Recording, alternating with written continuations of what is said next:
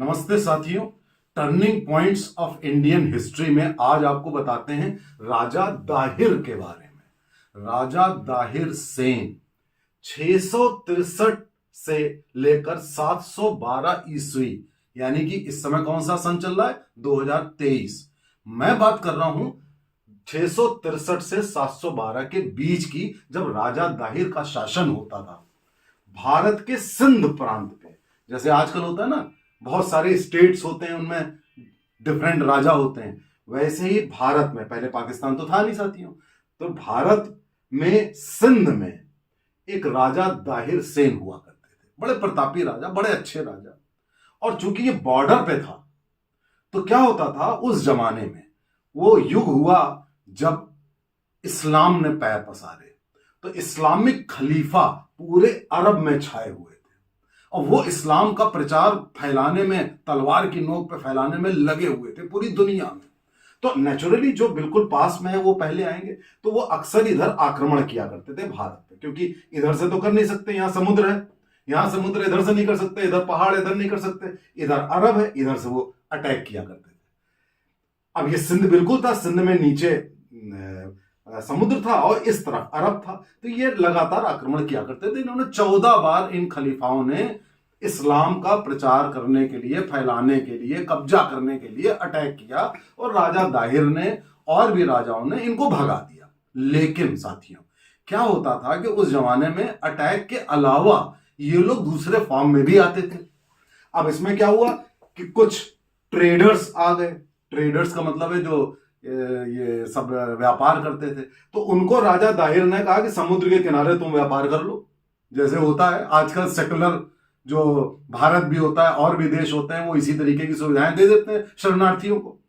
एक और शरणार्थी थे इमाम हुसैन, इनको कहते हैं पैगंबर के ये पोते थे, और ये भाग कर आए थे अरब से।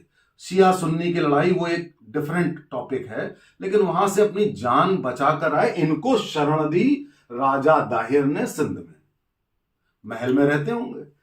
एक और व्यक्ति थे मोहम्मद अल्लाफी, इन्होंने भी अरब में उनके साथ कुछ लड़ाई झगड़ा गद्दारी करी, वो भागे तो वहां से दौड़ाए गए। तो मोहम्मद अल्लाफी नाम कर ये एक तरीके के खलीफा के विरोधी, ये भी आके सिंध में टिक गए। तो सिंध में क्या था कि राजा दाहिर जो बहुत अच्छे राजा थे, उनको एक सेकुलरिज्म का भूत सवार हुआ। ये हिस्ट्री के ये पॉइंट्स आप जानिए कि क्या हुआ। उन्होंने बॉर्डर पर व्यापारियों को, महल में, किनारे, इन सब लोगों को बसा दिया। साथियों, आ गया 712, सन 712।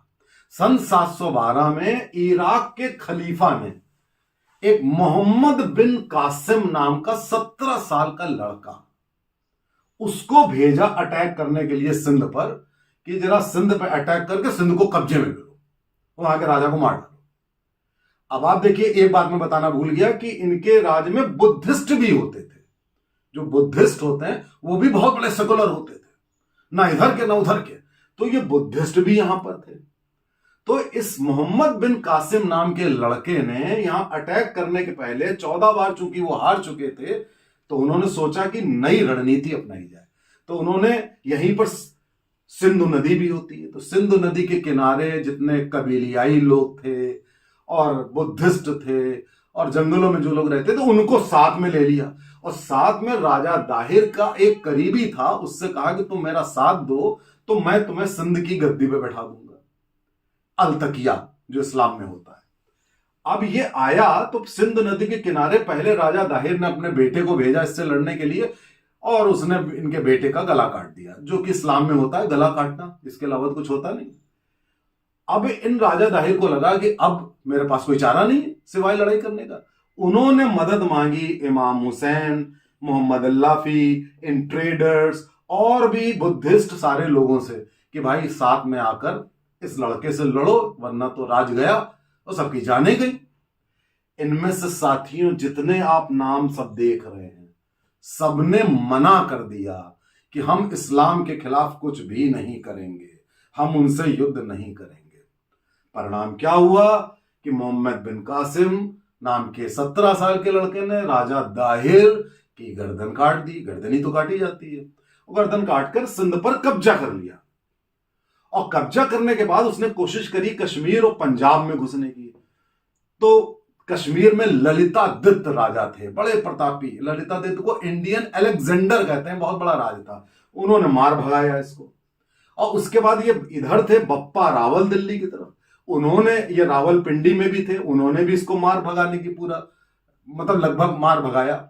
और बाद में ये मोहम्मद बिन कासिम मात्र 20 साल की उम्र में मार भी डाला गया।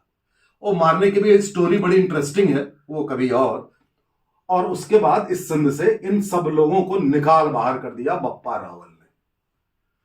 साथियों, इस स्टोरी से आपको क्या समझ में आया? यह समझ में आया कि जो बॉर्डर स्टेट होता है वो बड़ा इंपॉर्टेंट होता है। नंबर एक, बॉर्डर स्टेट में हमेशा राष्ट्रवादी सरकार होनी चाहिए और वहां पर किसी भी विदेशियों को शरण नहीं देनी चाहिए। आप बंगाल में देते हैं, कश्मीर में देते हैं, क्या हाल हुआ? केरल में भी देते हो, हाल क्या हुआ? आप देख ही रहे हो क्या हो रहा है। दूसरा कि ये जो सेकुलरिज्म को भूत होता है जो राजा दाहिर को सवार हुआ था, तो ये सेकुलरिज्म के भूत में क्या होता है कि आपने उसको भी शरण दी, उसको भी दिया, तुम भी करो, तुम भी करो। बाद में यही लोग आपका गला कटवाने में मदद करते हैं। इनका सॉफ्ट कॉर्नर हमेशा उसी इस्लाम की तरफ रहेगा, भले ये आपके ही लैंड पे खा रहे हो, पी रहे हो।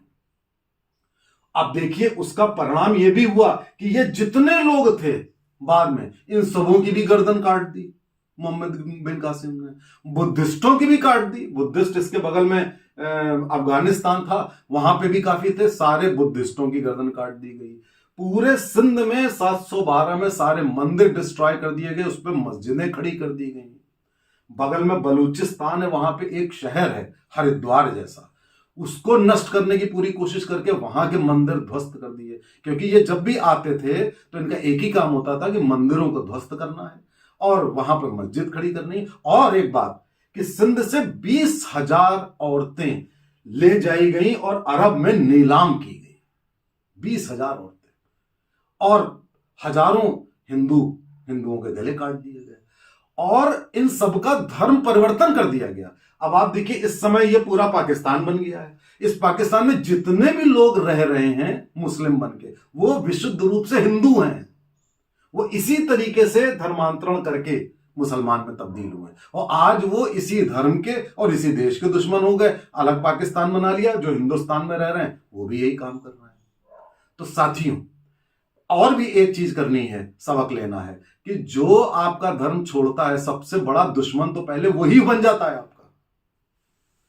तो कहने का तात्पर्य यह है कि इतिहास से इतनी शिक्षाएं मिल रही हैं और इस टर्निंग पॉइंट जो 712 में हुआ उसका खामियाजा हम अभी तक भुगत रहे हैं। अपने बच्चों को बताइए, चेत जाइए, जागरूक होइए। ये स्टोरी बताना, राजा दाहिर के नाम से स्मारक बनने चाहिए, सड़कें बननी चाहिए, सम्मान देना चाहिए, सबको बताना चाहिए और शिक्षा भी लेनी चाहिए। जय हिंद, जय भारत।